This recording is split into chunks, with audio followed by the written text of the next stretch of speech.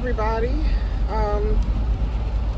Well, it is Thursday, February 3rd. Sorry for the camera moving. We have a two-hour early dismissal today, thank God. And we have that because grades are due today. I did get an early start on Tuesday, and then yesterday I got some more grades submitted, and then today I have the last two grades that I have to put in, sets of grades that I have to put in. So because we have a 2-hour early dismissal, I feel like I'll be able to get that out of the way early, and not have to wait until, not have it last so long. I learned from first quarter in terms of like the process that I need to go through, so that I'm not doing it all at the same time, or just, not giving myself time to finish these things. And I think part of it is because if you're a teacher, let me know how you feel about this and what you may do. I think part of it is because students are going to, turn in assignments at the last minute. They're going to be turning in assignments late. And I think, because there are so many missing assignments, it's like I try to go back and, give them credit for the work that they did even when it's late, but I can't do it. I tried to do that first quarter, and it put me in a situation where, like I said, I'm trying to beat the clock, because I've already graded assignments when they were due, and then all these I get all these emails, like pummeled it with emails at the last minute of everybody doing one of two things. Either they did do the work and they turned it in, or they're just hitting turn it in and submitting the assignment that I posted on Google Classroom, as opposed to actually doing the work. And so I've told them, like, I don't look at turn it in. I don't look at the status that says turned in and give you an A. I look at the work. So I don't understand why they think they're beating the system. When I'm telling them, I don't just look at, just because you have submitted it, I go through and actually look at the work to see if you completed it. And not only that, I look at the entire assignment. So what some students do is they go through and they do the first 2 or 3, because that's, when you look at the preview, that's what you see. So it looks like, oh, okay, they did their work. And if there's 10 and you only did 2 or 3, that's not an A either. So some of the students think that they're getting over on you, by doing that. I'll just do the top few that they can see, and then, I'll just click turn it in. But I've warned them. I open up every one, and, I grade the assignment. So I think between those 3 things, that's what got me first quarter and had me trying to beat the clock. But I told them I'm not doing that, anymore. I'm not doing that anymore. So, don't wait until I've given you the cutoff date for grades, and you wait until the day before grades are due, and I get a million emails just because you're just going through and click and turn it in.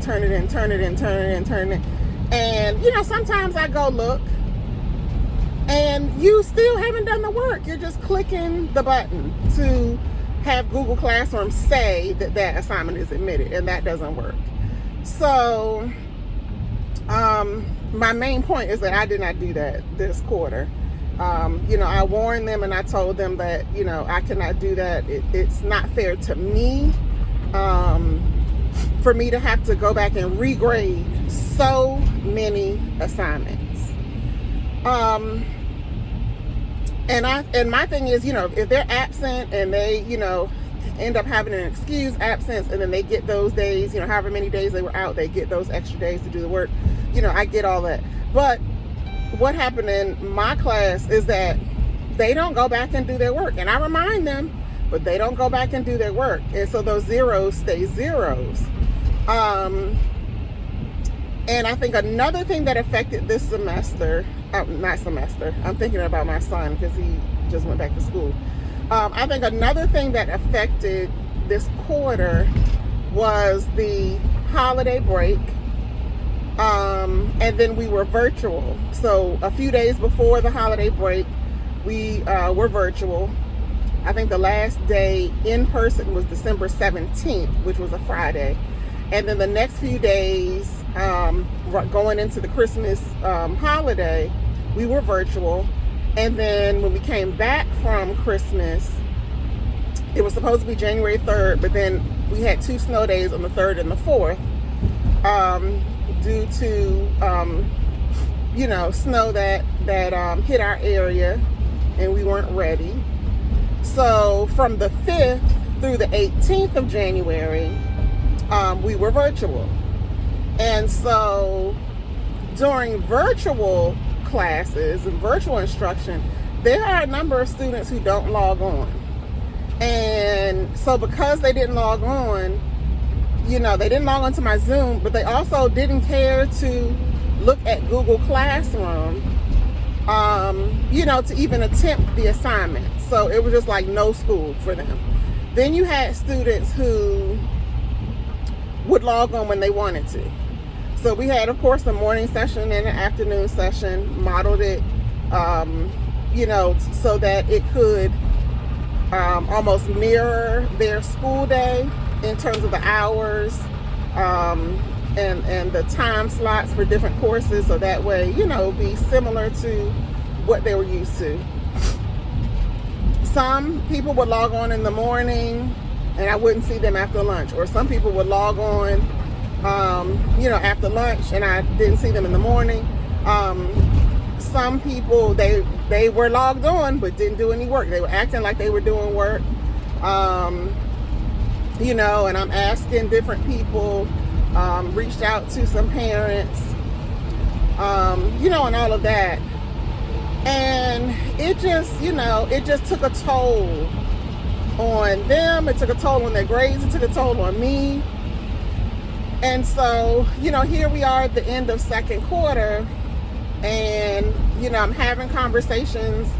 Well, yesterday was the end of second quarter. And, I was having conversations to prep them for third quarter. Some of my students, we can sit in the class and I'm going over things and I'm modeling, and we're having peer discussions so that they can, generate answers and talk to each other and encourage each other and, give each other, stimulate each other's thoughts, as opposed to me just giving away answers, I'm not going to do that. Just sit there the whole class and just give answers. I want them to be able to think and bounce, ideas off of each other and all of that. So we do that all the time. And some of them literally sit there and it's almost like they refuse, to do work. And so as I'm going through, they'll have the assignment up. If I walk around, they have the assignment up, and they're typing something, and I'm, I'm looking, and, so, they'll do a little something, but as soon as I walk to the other side, whatever, they stop. And so my thing is, there are so many students that do that. I can't stand next to each student, to make you do your work.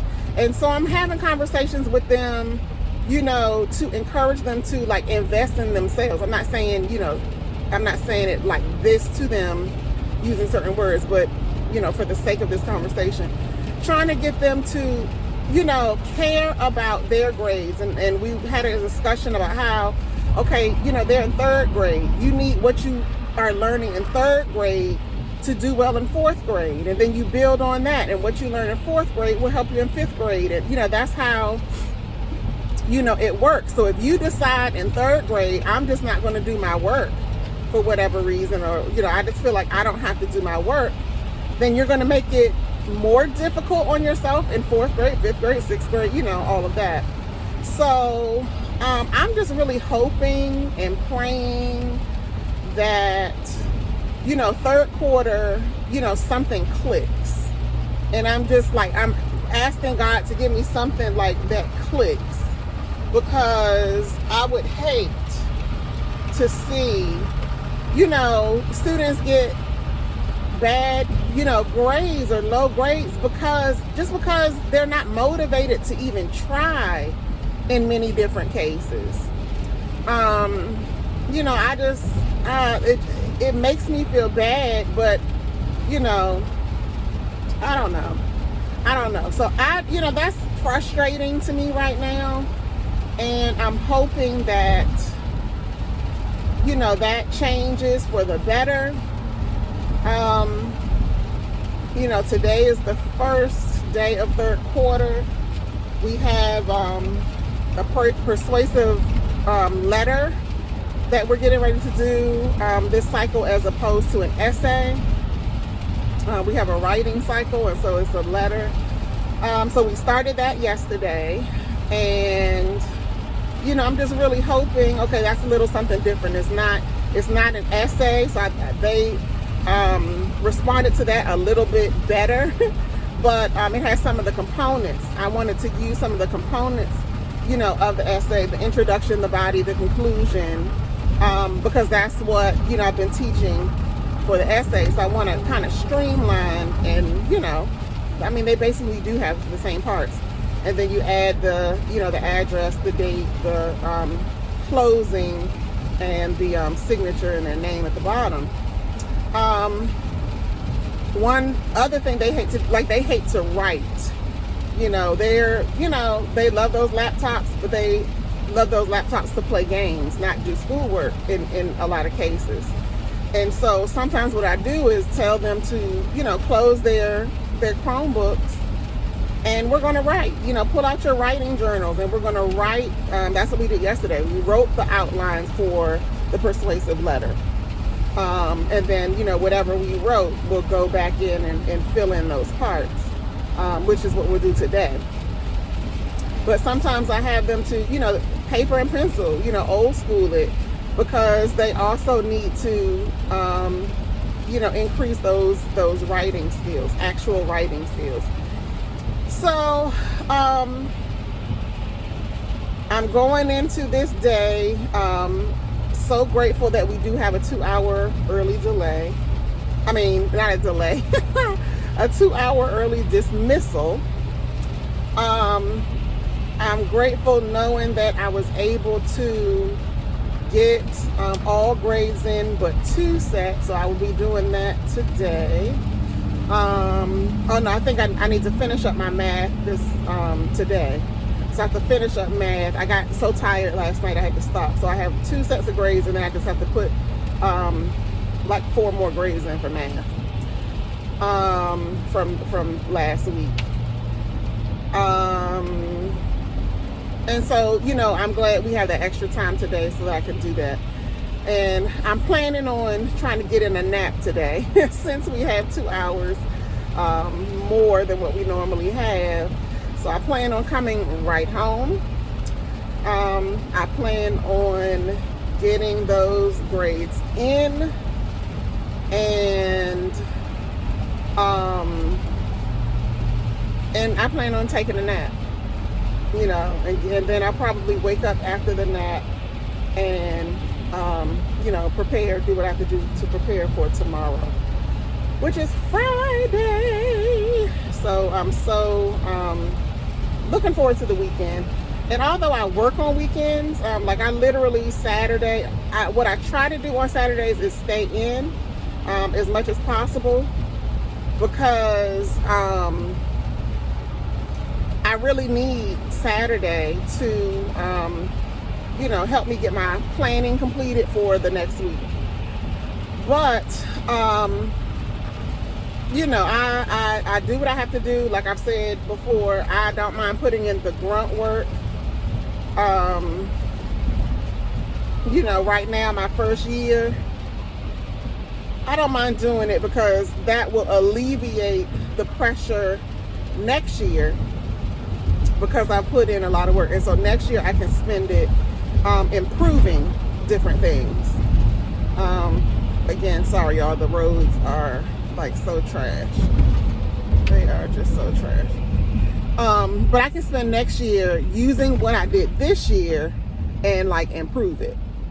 And so that's what I'm looking forward to.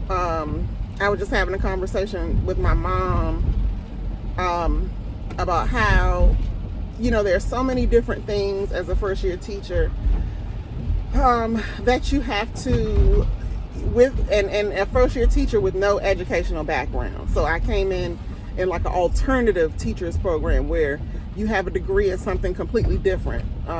You don't have a degree, a bachelor's degree or anything in education. So, you come into an alternative program because of that reason.